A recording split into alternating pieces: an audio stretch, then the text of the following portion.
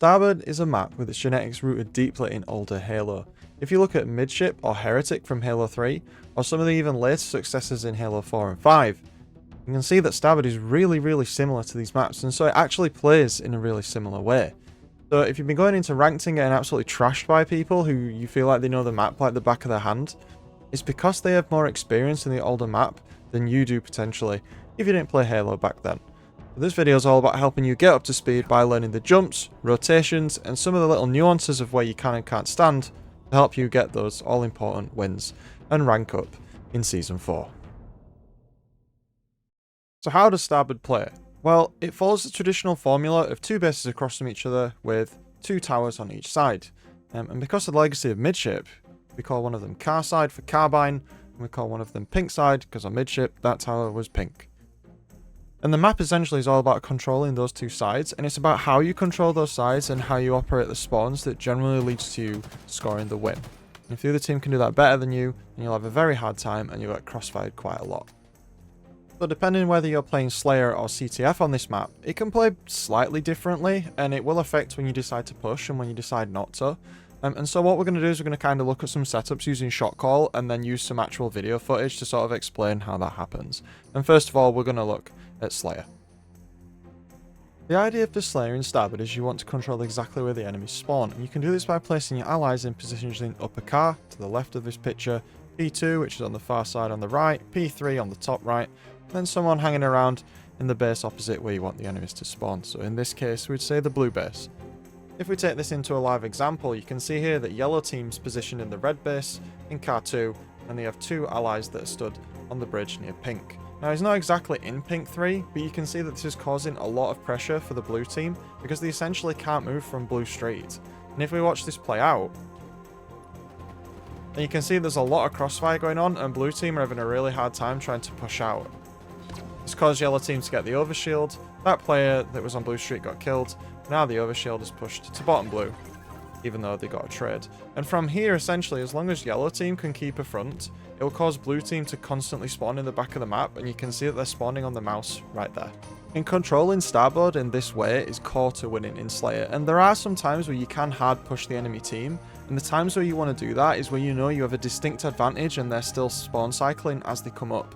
You've got to be really careful when you do this, because when the map flips, as you can see in the clip that I put on the screen here, it causes the player that's in pink to be incredibly vulnerable from the backside, and if you flip the map at the wrong time by pushing too hard, your player that's on P3 will have to drop down and essentially lose you that cover that you have, which may cause map control to completely give over to the other team if they manage to get some good picks when it started. And so to close this section on Slayer, remember the key points for playing Slayer on Starboard is that you want to make sure that you set up and get the height advantage against the other team, and you really focus on making sure that if you are going to push, you have to push really hard so that you're prepared for the team that you've just killed to come from in front and not to start spawning behind you once you're already halfway towards the blue base or the red base or whichever side it is.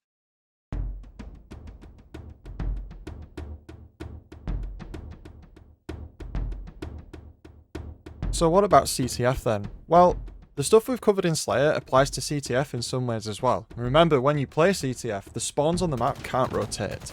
So the idea about pushing still applies, but it applies in a slightly different way. And to explain what I mean by this, we're going to go into sort of a bootleg shot call because this map's not on shot call yet. So let's go over to that. So if we take a look at Starboard from above, we're just taking the map into Forge and taking the ceiling off. There's a few things that you need to be aware of here, and the flags obviously spawn in the areas marked here and here.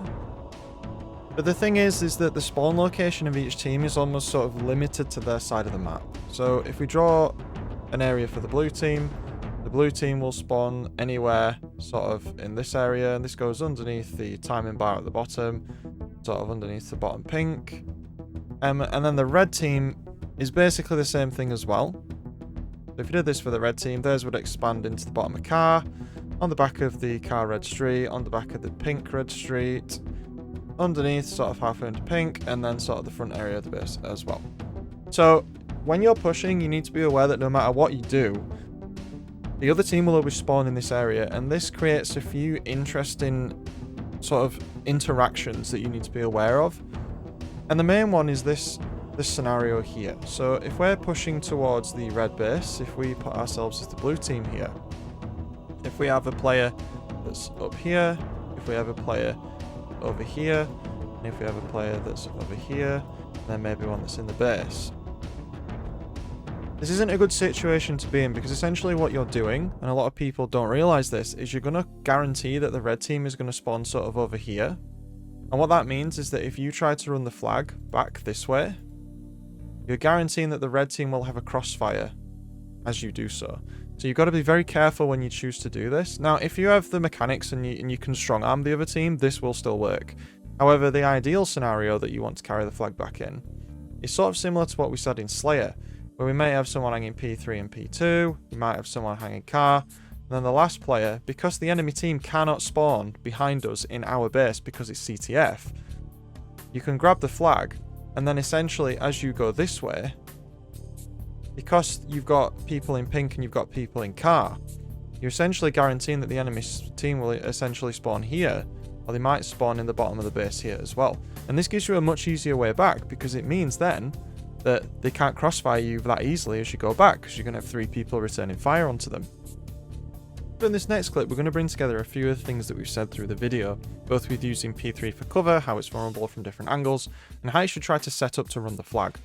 So if you see as I go into P3 here, the team's sort of got a miniature setup. We've got someone on car, we've got me on P3, we've got Ant in the red base with overshield, and he's going to take the flag towards car. There's an enemy underneath me, I'm doing what P3 does best and sort of shooting down onto street. But one of the things we didn't notice is that an enemy somehow has managed to get our flag. And this kind of puts the setup in disarray, because it means that the person on P3 is completely vulnerable. So at the time, I decided to turn around and shoot the guy who has the flag. Now in hindsight, I probably shouldn't have done this, but either way, I was open to 2 different directions of fire, and this really shows how vulnerable P3 can be if you don't own all of the area that's behind you. As we watch this situation play out then, we start to run up the other side, because the other team gave us that amount of space. But as we run up, they start to take P side and they actually get the flag, and now we're in this sort of weird stalemate. As the fight goes on now, you can see that this is definitely a battle between who can keep each lane, because again, the most important part about Starboard is making sure you have the car and pink lanes under your control. The enemy team's starting to push into our base again, acting very aggressive, they send a lot of resources in. We managed to almost secure the kills, getting repulsed there with a bit of the desync, and then they keep running the flag towards their base. And this kind of shows how chaotic this map can be once setups get broken, and it sort of ends up becoming this wild west where everyone's trying to pull and push in different lanes at the same time. It sort of just ends up a huge mess. So now both teams are frantically trying to get back to the flag so they don't get returned. We're all pushed up on one side, which means that car side for the enemy team is completely open, which you could argue was a big mistake. But we do manage to get the return there. So this just kind of highlights how important it is to hold that position, but also at the same time how important it is to understand that the setup's really vulnerable from the back, and you have to make sure that you cap both lanes as you move through the match.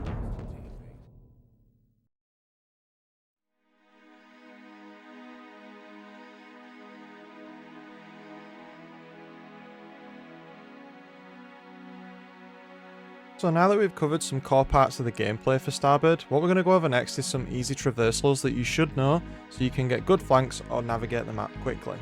There's a lot of ledges on this map that people just don't really use, and in the right hands these can really throw people out because you're just on weird off angles that can help you get the first shot.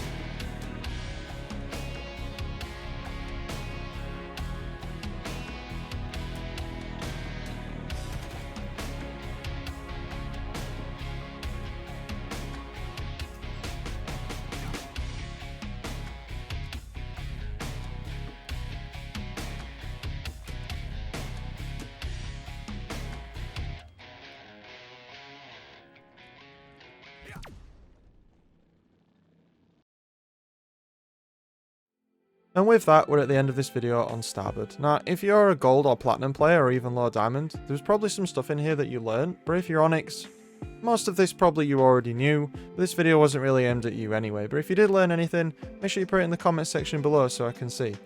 Additionally, this is a new format for the channel, and I'm planning on doing something like this for Solitude as well as some of the other maps too. So make sure you let me know if this is something that you think would work well for the channel. But other than that, I hope you enjoyed the video. Feel free to leave a like, feel free to subscribe if this is your first time here.